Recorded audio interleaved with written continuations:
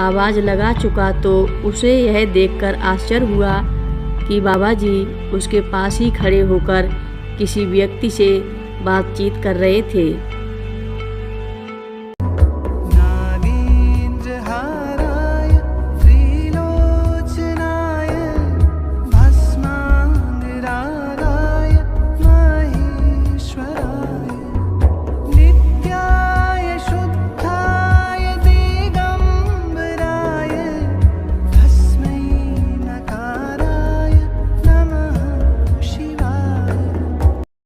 रक्षा सूत्र चैनल पर सभी भक्तों का स्वागत है।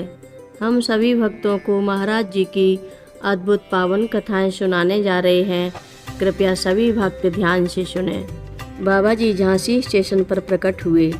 एक दिन कुछ सेठ लोग महाराज जी को आगरा से झांसी ले जा रहे थे।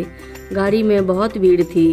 जीआरपी के इंचार्ज डॉक्टर महावीर सिंह ने अपने सिपाहियों की मदद से बाबा जी और उनके भक्तों को किसी तरह अलग अलग डिब्बों में बैठा दिया।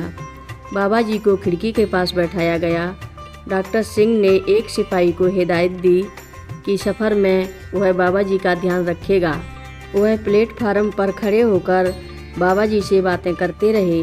इसी बीच एक बूढ़ा डॉक्टर सिंह से विनती करने लगा कि वह उसे खिड़की के रास्ते गाड़ी में बिठा दे। दरवाजे पर अति भीड़ के कारण वह गाड़ी में चढ़ नहीं पा रहा था। गाड़ी छूटने का समय हो चला था। बाबा जी स्वयं खिड़की से कूदकर बाहर आ गए और उस बूढ़े को अपने हाथों से अपनी जगह बैठा दिया।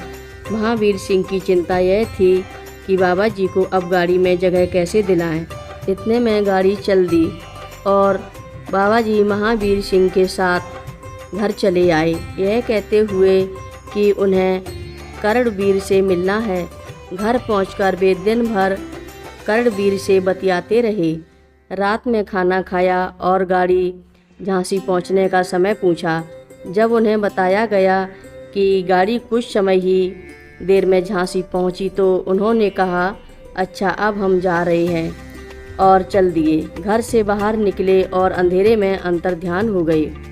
दूसरे दिन उस ट्रेन के गार्ड ने लौटकर महावीर सिंह को बताया कि बाबा जी ट्रेन में नहीं दिखाई दिए, लेकिन झांसी स्टेशन पर जब गाड़ी पहुंची तो उनके दर्शन हुए। इस घटना के बाद महावीर सिंह के परिवार की बाबा जी के प्रति श्रद्धा और बढ़ गई।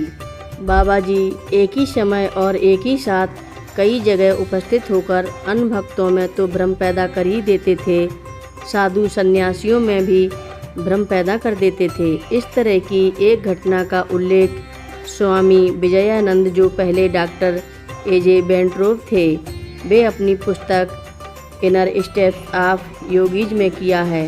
प्रयाग में कुंभ का मेला चल रहा था। वहाँ गंगा के पावन तट पर कुछ सन्यासी विभिन्न विषयों पर वार्ता कर रहे थे। इसी बीच बाबा जी नीम करौरी पर भी वार्ताएं होने लगीं। किसी साधु ने कहा कि बाबा जी सूक्ष्म रूप में कभी भी कहीं भी जा सकते हैं, जबकि कुछ साधुओं का कहना था कि जिसने भी शरीर धारण कर रखा है उसे एक स्थान से दूसरे स्थान पर पहुंचने में समय लगेगा। इस विवाद को व्यर्थ बताते हुए एक साधु ने कहा कि यदि बाबा जी पुकार पर उपस्थित हो जाते हैं तो बात सत्य है, अन्यथा झूठ है। इसके बाद एक साधु ने बाहर खड़े होकर महाराज जी को जोर से पुकारा। जब वह कई बार आवाज़ लगा चुका तो उसे यह देखकर आश्चर्य हुआ कि बाबा जी उसके पास ही खड़े होकर किसी व्यक्ति से बातचीत कर रहे थे।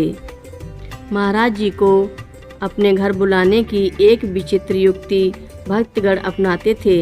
हनुमान जी की तरह ही महाराज जी को भी रामायण का पाठ और राम नाम का कीर्तन बहुत प्रिय था।